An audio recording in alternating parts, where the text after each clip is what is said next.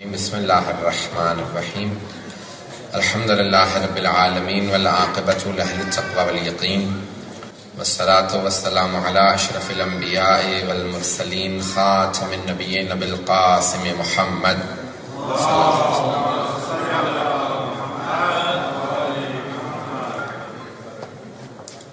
وعلی آل الطیبین الطاہرین المعصومین لا سیما بقیت اللہ فی الارضین روحی وارواح العالمین لتراب مقدمہ الفدا واللعنۃ الدائمۃ علی اعدائہم اجمعین من الآن الی قیام یوم الدین اما بعد فقد قال اللہ الحکیم فی کتابہ الکریم بسم اللہ الرحمن الرحیم اذا جاء نصر اللہ والفتح ورأيت الناس يدخلون في دين الله أفواجا فسبح بحمد ربك واستغفره إنه كان توابا صدق الله العلي العظيم صلوات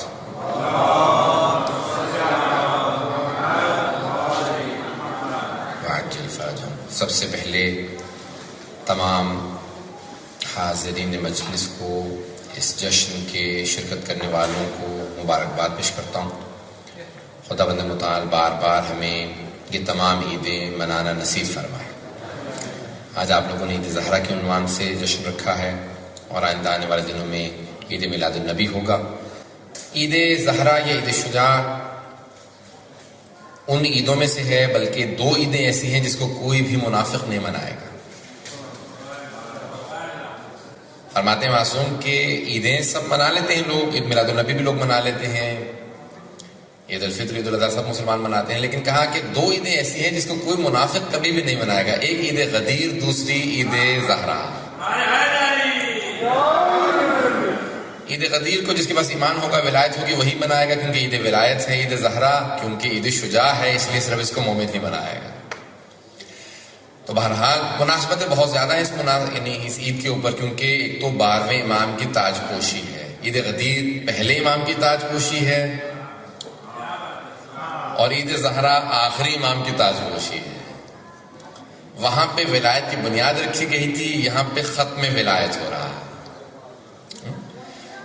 تو بہرحال تاج پوشی ہے، 12 علیہ السلام کی ولادت کی تاج پوشی ہے، ان کی ولایت کی اور ان کی امامت کی تاج پوشی ہے، اس لیے بہرحال عید زہرا کہا اس کو عید شجاع۔ اور دوسری اس کی مناسبت ہے کہ یہ پہلا دن ہے کہ جہاں پہ اہل بیت نے واقعہ کربلا کے بعد خوشی منائی ہے۔ دیکھیں غم میں سب شریک ہو جاتے ہیں، پتہ نہیں توجہ ہے یا نہیں ہے، سب کے سب جو ہے نا غم میں سب شریک ہو جاتے ہیں۔ کوئی بھی محلے سے گزر رہا ہوگا کہ وہ ان کے چلے غم میں ہے، غم میں آ جاتے ہیں۔ خوشی میں صرف اپنے شریک ہوتے ہیں، کیونکہ خوشی میں پتہ چلتا ہے کہ کون چاہنے والا ہے، کون حسد کرنے والا ہے۔ جب انسان کو کوئی ترقی ملتی ہے، خوشی ہوتی ہے، گھر میں کوئی اچھی مناسبت ہو، بچے کی شادی ہو، تو بہت سے اپنے بھی ناراض ہوتے ہیں، ارے ان کے ہاں تو شادی ہے۔ اہل بیت کی خوشیاں کم ہیں، غم زیادہ ہیں، اس لیے ان کی خوشیوں میں کبھی غم نہیں منانا چاہیے۔ پتہ نہیں توجہ ہے یا نہیں ہے، کوئی ایسا نہ کہے کہ کوئی ان کی خوشی کے اندر کبھی کہے کہ نہیں میں تو خوش نہیں منا رہا ہوں، میں تو ابھی بھی غم میں ہوں، نہیں، بلکہ ان کی خوشی میں زیادہ خوشی منانی چاہیے، کیونکہ اہل بیت کی خوشیاں کم ہیں، غم زیادہ ہے۔ واقعہ کربلا کے بعد پہلی بار اہل بیت علیہ السلام نے خوشی منائی ہے، نہ جانے کیسی خوشی ہوگی کہ اہل بیت خوشی منا رہے ہیں۔ اور واقعہ کربلا کے بعد جو خوشی میں نہیں مناتے تھے، یہاں تک کہ چوتھے امام فرماتے ہیں، کہا کہ آج پھوپھی اماں سب بیویوں سے کہہ دیجئے کہ گھر میں میٹھا بنائیں، اپنے بالوں کو سنوار لیں، کیونکہ اپنے بال نہیں سنوارتی تھی بیویاں، گھر میں میٹھا نہیں پکتا تھا، خوشبو نہیں لگاتی تھی۔ تو کہا کہ سب سے کہیں کہ اپنے بالوں کو سنواریں، سب کے سب سے کہیں کہ گھر میں میٹھا پکائیں، کیوں؟ کیونکہ آج، کہا کیوں آج کیا بات ہے؟ کہا کہ آج عمر سعد کا سر آیا ہے۔ اور بہت سی مناسبتیں جو وہاں نہیں منائی جا سکتی تھی وہ اس خوشی پہ منائی جاتی ہیں۔ تو عمر سعد کا سر آیا۔ پہلی بار کہتے ہیں واقعہ کربلا کے بعد امام سجاد خود مسکرائے، جو روتے رہتے تھے ہمیشہ، پہلی بار مسکرائے، اور مسکرانے کے بعد کہا، جو سر لے کے آیا تھا نا، 3 سر لے کے آیا تھا، اس میں عمر سعد کا سر تھا، تو کہا کہ مختار سے کہو ہرملا کا سر کب بھیجے گا۔ آغائے خوئی نے پوری ایک بحث کی ہے، ابھی مولانا نے پوری مجلس پڑھ دی، اس لیے میں تفصیلات میں نہیں جاؤں گا، ایک جو دلیلیں انہوں نے پیش نہیں کی ہے اس کو طرف اشارہ کروں گا۔ آغا خوئی سے پوچھا گیا، اور انہوں نے اپنی رجال میں پوری بحث کی علم رجال کے اندر، کہا کہ آغا کیا دلیل ہے کہ مختار، کہ دونوں طرح کی حدیث ہے نا، مدح میں بھی ہے مذمت میں بھی ہے، ان کی تعریف بھی کی ہے، ائمہ نے ان کو پریز بھی کیا ہے اور ان کے خلاف بھی بولا. تو کہا کون سے تقیہ پہ ہیں؟ جس میں تعریف کی ہے وہ، یا جس میں مذمت کی ہے وہ؟ تقیہ پہ محمول ہے نا، کوئی ایک تقیہ پہ ہے. یہ پوری سلسلہ وار حدیث ہے، یہ بھی حدیث ہے. تو کہا کون سی؟ کہ دیکھو یہ بات یاد رکھو کہ امام معصوم چونکہ معصوم ہے، اگر وہ راضی نہ ہو کسی کام پہ تو انکریجمنٹ جائز نہیں ہے. نہیں میں سمجھا سکا. کسی غلط کام پہ حوصلہ افزائی کرنا جائز نہیں ہے امام معصوم کے لیے، حتیٰ امام معصوم کے کسی مومن کے لیے بھی. تقیہ میں بھی کسی غلط کام پہ انکریجمنٹ جائز نہیں ہے. اب امام سجاد کہہ رہے ہیں مختار سے کو ہرملا کا سر کب بھیجے گا؟ یہ حوصلہ افزائی کر کے بتا رہے ہیں کہ نہیں میں اس فعل پہ راضی ہوں. یہ حوصلہ افزائی ہے، یہ انکریجمنٹ ہے. یہ انکریجمنٹ بتا رہی ہے کہ امام راضی تھے. کیا ہاں مختار سے کہو کہ تب سر بھیجے گا، اس کا مطلب ہے راضی ہیں، تبھی تو کہہ رہے ہیں انکریج کر رہے ہیں. پھر آخری دلیل جو آپ نے دی ہے اس میں ایک دلیل پیش کی ہے، کہا کہ انسان کی زندگی میں انسان تعریف کر سکتا ہے تقیتاً، لیکن اس کے مرنے کے بعد تقیتاً تعریف نہیں کی جاتی. جب حضرت مختار کی شہادت ہو گئی تھی تو امام سجاد سے پوچھا گیا کہ مولا مختار کی شہادت ہو گئی. امام نے کہا رحم اللہ مختار، خدا رحمت نازل کرے مختار پہ، اس کی وجہ سے ہماری بیویوں نے اپنے بال سنوارے تھے. اس نے بنی ہاشم کی مسرات کو خوشی منانے کی موقع مہلت فراہم کی تھی. خدا رحمت نازل کرے مختار پہ. کہا یہ مرنے کے بعد جو دعا کی جاتی ہے یہ صرف اس کے لیے کی جاتی ہے جس سے انسان راضی ہوتا ہے، کسی غلط آدمی کے لیے کبھی دعا نہیں کرتا. دعائیں یہ جملات امام کے، اور بہت سی دلیلیں پیش کر سکتا ہوں. تو یہ 3 مناسبتیں ہو گئی. ان سب کی توجہ ہے تک میرے ساتھ کہ پہلے مناسبت تو تاج پوشی ہے 12ویں امام اسلام کی. دوسری بہرحال یہ جو سر آئے ہیں شہداء کے. تیسری کہ اہل بیت علیہ السلام نے خوشی منائی ہے. چوتھے بعض لوگوں نے لکھا ہے کہ 9 یا بلکہ 10 ربیع الاول کو جناب سیدہ خوشی منایا کرتی تھی، اسی لیے اس کو عید زہرا بھی کہا جاتا ہے. کیوں؟ واقعی کربلا سے پہلے کہ آپ فرماتی تھی کہ 10 ربیع الاول کو شاید حدیث میں ملتا ہے جناب رسول خدا کی جناب خدیجہ الکبریٰ سے شادی ہوئی تھی. تو اس کو بھی یہاں پہ لا کے منایا جاتا ہے کہ 9 ربیع الاول کی بی بی 9 یا 10 ربیع الاول کو خوشی مناتی تھی. کہ کہتی تھی کہ آج کا پوچھا بی بی آج کیا بات ہے، خوشی کیوں منا رہی ہیں، آپ گھر میں میٹھا بنا ہوا ہے؟ کہا کہ آج میرے بابا کی میری مادر گرامی سے شادی ہوئی تھی، تو اس شادی کی وجہ سے میں خوشی منا رہی ہوں. تو 4 مناسبتیں. اس کے علاوہ بہرحال اور بھی مناسبتیں ہیں جو آپ لوگوں کے انشاءاللہ تعالیٰ ذہن میں آ جائیں گی. ایک نعرہ بھی لگ چکا تھا پہلے انشاءاللہ تعالیٰ اسی حوالے سے کہ کہاں سے کہاں مناسبتیں لے کے جائی جاتی ہیں تاکہ وہ ذہن میں رکھی جائیں اور اس کے حساب سے پھر خوشی منائی جاتی ہے کہ اہل بیت علیہ السلام نے کہا ہے کہ آج دشمن ایسے دشمن دنیا سے گئے ہیں جن کو فرعون آل محمد بھی کہا گیا. محمد و آل محمد کے اوپر جس نے فرعون کا کردار ادا کیا ان کے خلاف، وہ دنیا سے گیا. تو اس لیے وہ ساری کی ساری خوشیاں 9 ربیع الاول کو منائی جاتی ہیں. تو آج ذرا پیش کرتے ہیں چند ایک مطالب. 12ویں امام اسلام کی تاج پوشی ہے تو ان کی اس تاج پوشی سے متعلق کچھ مطالب. امام سے متعلق میں ابھی پچھلے دنوں احادیث دیکھ رہا تھا، پوری کتاب ہے. سید محمود سرخی مرحوم ان کا انتقال ہو گیا لاسٹ ایئر، اس سے پہلے 2 سال پہلے میرے خیال میں 2011 میں شاید انتقال ہو گیا ان کا. ان کی 2 جلدوں پہ کتاب، کئی کتابیں ہیں ان کی، لیکن ان کی 2 جلدوں پہ ایک الملاحم الفتن ہے، آخری زمانے سے متعلق 4 جلدوں میں انسائکلوپیڈیا 2 جلدوں پہ کتاب ہے. اس میں دیکھ رہا تھا کہ آخری زمانے میں کیا ہوگا، ظہور کب ہوگا. تو اس میں تھا کہ امام کا ظہور آڈ ایئر میں ہوگا، ایون نہیں آڈ ایئرز میں، 1 3 5 جیسے نا، طاق عدد میں ہوگا، جفت میں نہیں ہوگا. 1 3 5 7 9 ایسے طاق عدد میں امام کا ظہور ہوگا. اور پھر کہا کہ ظہور سے پہلے کے علامات جو بتائی ہیں، کہا کہ ایسے حالات ہو جائیں کہ یہ ہوگا کہ امام نے پورا کا پورا اپنی احادیث کے اندر پوری تمہید باندھی ہے. اور اس کے اندر علامات میں بتایا ہے کہ دیکھو یاد رکھو جب امام کے ماننے والے ان کی کیفیت کیا ہوگی. کہا جو حقیقی ماننے والے ہوں گے وہ ہر وقت تڑپتے رہا کریں گے، جس طرح سے مچھلی پانی سے باہر تڑپتی ہے وہ امام کی یاد میں تڑپا کریں گے، اتنی تڑپ ہوگی. اور دوسری طرف فرماتے ہیں، کہا کہ لیکن ایمان کی کیفیت یہ ہوگی کہ صبح کو ایمان ہے اور شام کو نہیں ہے، اور شام کو ہے تو صبح کو نہیں ہے. ایسے باقاعدہ سائیکل. یعنی یہ نہیں ہے کہ کبھی انسان مومن ہو گیا تو پھر مومن ہی رہے گا، کبھی منافق ہو گیا یا مثال کے طور پہ ایمان ضائع ہو گیا تو پھر ایمان نہیں. ایسا نہیں ہے، بلکہ ویریشن چلتا رہے. گراف ایسے چلے گا ایمان کا، آج ہے نہیں ہے نہیں ہے ایسے چلے گا. تو باقاعدہ صبح شام میں باقاعدہ فرق آتا چلا جائے گا. یہ آخری زمانے کے اندر ہوگا. کہا کہ جھوٹے کی تصدیق کی جائے گی، جھوٹے کی تصدیق کی جائے گی اور سچے کی تکذیب کی جائے گی. پتہ نہیں سمجھا پایا کہ نہیں. یعنی جو جھوٹے ہیں نا اس کو کہتے ہیں سچ کہہ رہا ہے، اور جو سچ کہہ رہا ہوگا اسے کہیں گے جھوٹ بول رہا ہے. کہ ایک ایسا وقت آ جائے گا کہ جھوٹے کی تصدیق کریں گے لوگ اور سچے کی تکذیب کریں گے. ابھی آج ایک ایسا دور ہے کہ جہاں پہ بہت یعنی کیسے لگتا ہے جیسے پتہ نہیں اس زمانے میں کوفہ تھا، آج پوری دنیا کوفہ بن چکی ہے، پتہ نہیں کیا عالم ہے کہ ایک کیفیت ایسی بدل گئی ہے کہ کہیں پہ بھی آپ اعتماد نہیں کر سکتے. کہا پھر آخری زمانے کے اندر بدترین لوگ وہ ہوں گے کہ جو دین سے دنیا کمائیں گے. دین سے دنیا کمائیں گے، اس کی وضاحت کی ضرورت تو نہیں ہے. دین سے دنیا کمائیں گے. کہا بدترین لوگ وہ ہوں گے جو دین سے دنیا کمائیں گے. یعنی ہوگا دین کا لبادہ، دین کا سامنے روپ ہوگا، اور ہوگا سب کچھ دنیا داری، سب کچھ دکھاوا، سب کچھ بے دین، لیکن سامنے رکھیں گے دین کو پیش کریں گے، لیکن دین مقصود نہیں ہوگا. ہمارے دور کی تو باتیں نہیں، پتہ نہیں کس دور کی باتیں ہو گئی ہیں. تو بہرحال دین سے لوگ، بدترین لوگ ہوں گے جو دین سے دنیا کمائیں گے. آپ کہا کہ سب سے زیادہ تم ہمارے ہی مؤمنین جو ہمارے چاہنے والے ہوں گے نا، انہی سے اپنے ایمان کو محفوظ رکھنا. وہ کئی مرتبہ تمہارا ایمان چرا لیا کریں گے، ایمان چرا لیا کریں گے، ایمان ضائع ہو جائے گا. ملو گے ایمان چرا لیں گے، کچھ ہوا ایمان ضائع ہو گیا. تو کہا ایسا جب وقت آ جائے گا نا کہ جہاں صبح شام ایمان بدل رہے ہوں، تو پھر اس کو گوشہ نشینی اختیار کر لینا. ٹھیک ہے کورنر، اپنے گھر کو سنبھال لینا جتنا ہو سکے. یعنی یہ نہیں ہے کہ پھر سارا کا سارا دوسروں کے لیے زمینیں چھوڑ دیں، نہیں یہ نہیں ہے، بلکہ جتنا ہو سکے لوگوں میں کم سے کم مکس ہو. ہمارے میں ایک امریکہ میں نے کہا کیا بات ہے آپ جلدی چلے جاتے ہیں مجلس کی بات کا، لیکن آپ نے یہ نہیں کہا کہ میں سب سے پہلے آتا ہوں. ایک مومن تھے بیچارے، وہ بزرگ تھے، میں نے کہا آپ سب سے پہلے مجلس ختم ہوتی ہے اس کے بعد آپ نظر نہیں آتے. کہا مجلس ختم ہوتے ہی میں فوراً چلا جاتا ہوں، لیکن یہ ہے کہ میں سب سے پہلے آتا ہوں. میں نے کہا کیوں، کیا وجہ ہے؟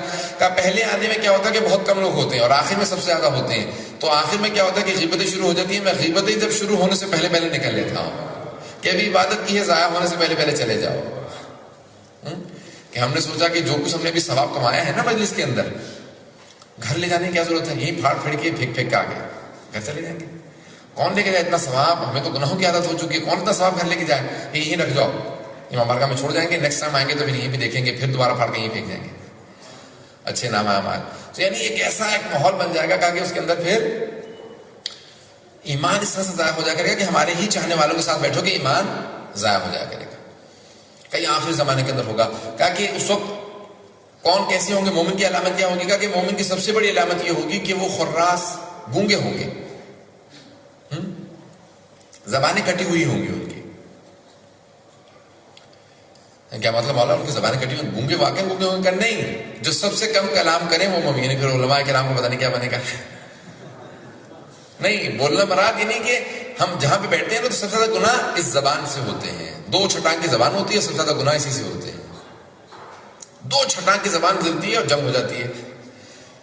گھر اجاڑ دیتے ہیں، چھوٹی سی بات کہی اور گھر اجاڑ کے کسی کا 2 مومنوں میں لڑائی کروا دی، 2 امام بارگاہ میں فساد کروا دی. چھوٹی چھوٹی سی باتوں کے اوپر پتہ نہیں کیا کچھ توپیں چل جاتی ہیں، ٹینک چل جاتے ہیں. 2 چھٹانگ کی زبان کے حرکت میں آنے سے باقاعدہ فرنٹ لائن تیار ہو جاتی ہے.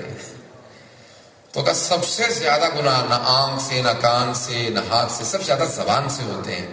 اسی لیے بہت سے صحابہ کیا کرتے تھے؟ منہ میں پتھر رکھتے تھے. جب بولنا پڑتا تھا سارے پتھر نکالتے تھے، پھر دھو کے دوبارہ ڈالے. کون اب دھوئے ہر دفعہ جائے؟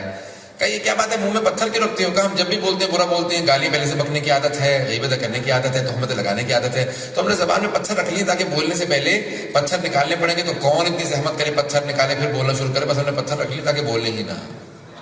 تو کہا آخری زمانے کے مومن کیسے ہوں گے؟ خراس کا گونگے ہوں گے، کم سے کم بولیں گے. کیونکہ کلام میں جتنا ہوتا ہے کہ اس کے اندر برائیاں زیادہ ہوتی ہیں، فسادات زیادہ ہوتے ہیں، لڑائیاں زیادہ ہوتی ہیں. چھوٹی چھوٹی سی باتوں کے اوپر باقاعدہ لڑائی ہو جاتی ہے. کہ امام زمان علیہ السلام کا حقیقی چاہنے والا وہ ہوگا صلی اللہ علیہ وسلم.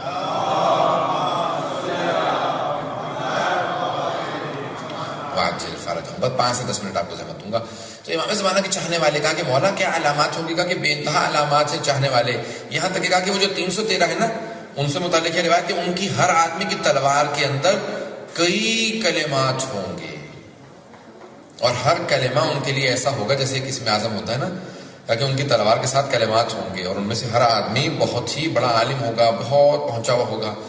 جب یہ 313 کا یہ عالم ہے، امام کا اپنا مقام کیا ہوگا، ان کی اپنی عظمت کیا ہوگی. کہ امام کے مقام کوئی نہیں سمجھ سکے گا. کہ ہر جگہ پہ ہر ان کے ماننے والے پوری دنیا کے اندر ہوں گے، ہر جگہ پہ ان کا تذکرہ ہو رہا ہوگا، ہر جگہ پہ لوگوں کی گفتگو کر رہے ہوں گے، کب آئیں گے، کون ہیں، کیسے ہیں، کیا ہے. کہ ہر جگہ جہاں گفتگو ہو رہی ہو سمجھ لو جس کے متعلق گفتگو ہو رہی ہے وہ وہی ہے جس نے آنا ہے. پوری دنیا کے اندر آنے والے کی گفتگو ہر جگہ ہوگی. سب سے بڑی علامات آخری 6 مہینے کی علامات ہیں. بہت سے اس کے اندر بہرحال بعض جگہوں پہ ہے کہ 10 علامات ہیں, بعض جگہوں پہ 5 ہیں, 6 ہیں. من المحتوم حتمی علامات ہیں جن میں سے رجب کے مہینے میں 3 قیام ہیں, جہاں سفیانی ابو سفیان کی نسل سے, مروان کی نسل سے, ایک بنو امیہ میں سے ہے جو آئے گا. تو بنو امیہ جو ہیں ان کی نسل سے ایک آدمی ہوگا, نام اس کا ہوگا عثمان ابن انبسہ. نام ہوگا عثمان ابن انبسہ. دمشق کے نزدیک ایک گاؤں ہے ہومس کے نام سے, بھی کافی نیوز میں آ رہا ہے. وہاں سے جیسے یعنی جو ائمہ نے موومنٹ بتائی ہے نا, وہ ہے اموی موومنٹ, مروانی موومنٹ. لیکن جسے آپ لوگ وہابی موومنٹ کہہ لیں, سلفی موومنٹ کہہ لیں, جو مرضی نام چینج ہوتے رہیں گے, کردار وہی رہیں گے, وہی معاویہ کا کردار ہوگا اس کا. نہیں تو کہا کہ وہ ایک آدمی کھڑا ہوگا, اس کا ریڈ فلیگ ہوگا, اور وہ شیعوں کا قتل عام کرے گا. پہلے سیریا میں, اس کے بعد پھر عراق پہ اٹیک کرے گا, اور عراق کی اینٹ سینٹ بجا دے گا. عراق میں 4 لاکھ مستورات کی شکم پارا کر دے گا کہ میں کوئی شیعہ بچہ پیدا نہیں ہونے دوں گا. جس کا نام دیکھے گا نا علی ہے, حسن ہے, حسین ہے, فوراً کہے قتل کر دو.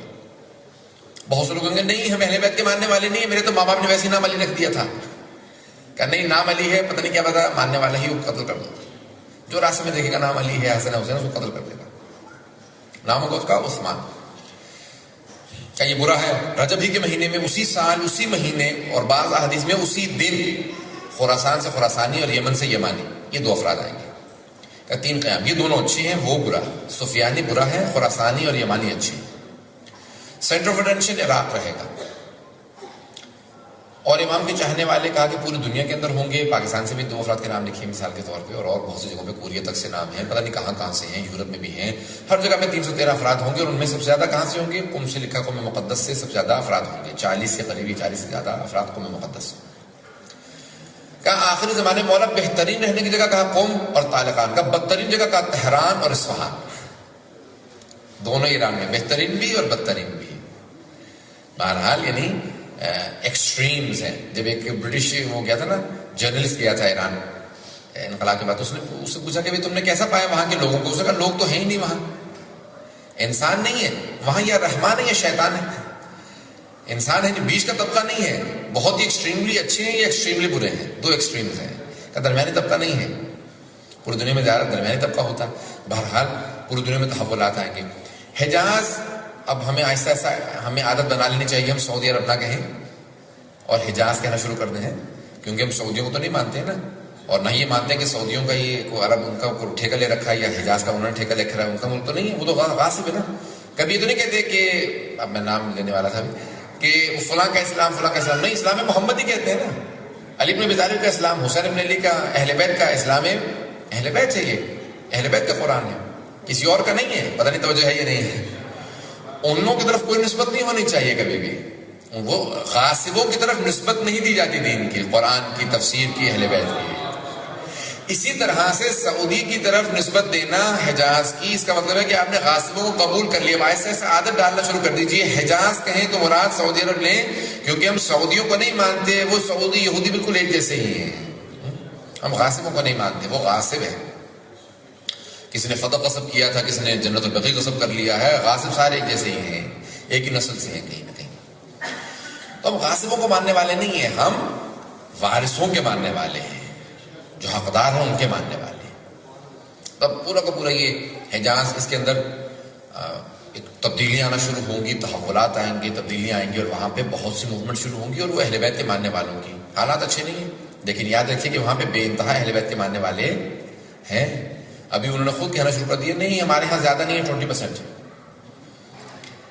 پہلے 4% کہتے تھے, تو بہت سے ہمارے جو ہیں لوگوں نے کہا کہ نہیں یہاں پہ تقریباً 15 to 20% ہے. انہوں نے کہا نہیں 4% ہے. پھر بعد میں انہوں نے کہا نہیں ابھی ہم نے دوبارہ سروس کی ہیں, 35% وہاں پہ شیعہ, 30 to 35% شیعہ ہیں سعودی حجاز کے اندر. تو انہوں نے کہا کہ نہیں ہمارے 20% ہے. پہلے وہ زور دیتے تھے کہ نہیں ہمارے یہاں 4% ہے, کہتے ہیں نہیں ہمارے 20% ہے, 35% نہیں.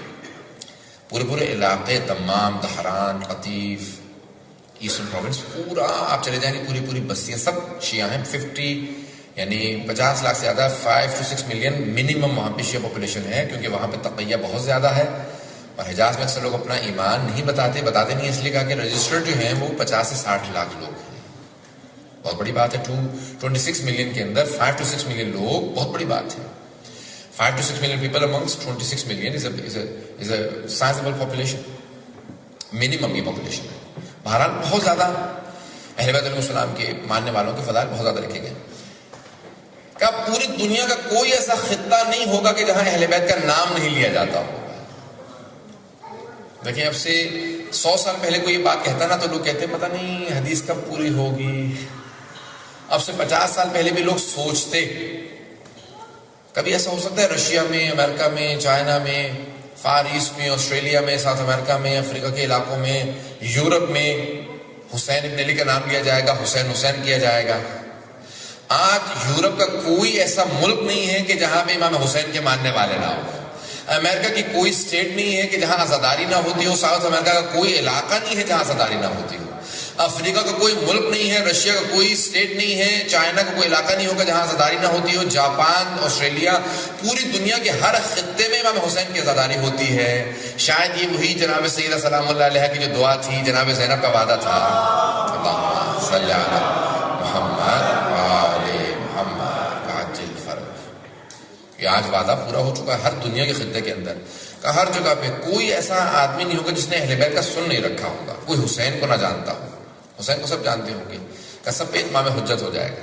ہر آدمی نام سن لے گا کہ کوئی حسین ابن علی تھے، کوئی علی ابن ابی طالب تھے، کہ پوری دنیا میں نام ہو جائے گا. مولا اور کیا ہوگا کہ آخری زمانے کے اندر لوگ ایسے ہوں گے کہ علم بہت زیادہ پھیل جائے گا، لیکن جو کچھ علم وہ ترقی کریں گے، وہ جو کچھ حاصل ہوگا وہ صرف 2 ہوگا.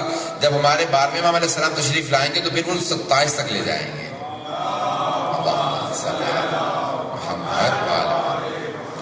ریشیو آف نالج جو ہے علم کا تناسب 2 to 27 ہوگا. 2 اور 27 کا ریشیو ہوگا. جو کچھ ظہور سے پہلے ہوگا وہ صرف 2 عدد ہوگا، ظہور کے بعد 27 عدد ہو جائے گا. 2 to 27 ریشیو آف نالج. مولا کون کون سے ادیان ہوں گے، کون کون سے دین رہ جائیں گے؟ کہا کہ ایک ایسی جنگ ہوگی آخری زمانے میں یہودیوں اور مسلمانوں میں کہ اگر پتھر کے پیچھے بھی یہودی چھپا ہوگا تو پتھر کہے گا اے مسلمان میرے پیچھے یہودی چھپا ہوا ہے.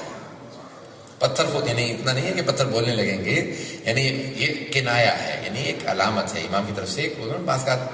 تو کنایتن امام فرما رہے ہیں کہ اس حد تک ایسی جنگ ہوگی کہ جہاں پہ بہت زیادہ واضح دودھ کا دودھ اور پانی کا پانی ہو جائے گا. مرحب وقت کو معلوم نہیں ہے، شاید پتہ نہیں ہے یا نہیں. مرحب وقت کو معلوم نہیں ہے شاید. مرحب کون تھا؟ خیبر میں تھا نا. مرحب یہودی تھا، پتہ نہیں پہنچ رہے ہیں نہیں پہنچ رہے ہیں. مرحب وقت کو معلوم نہیں ہے شاید، آخری حیدر کرار بھی باقی ہے.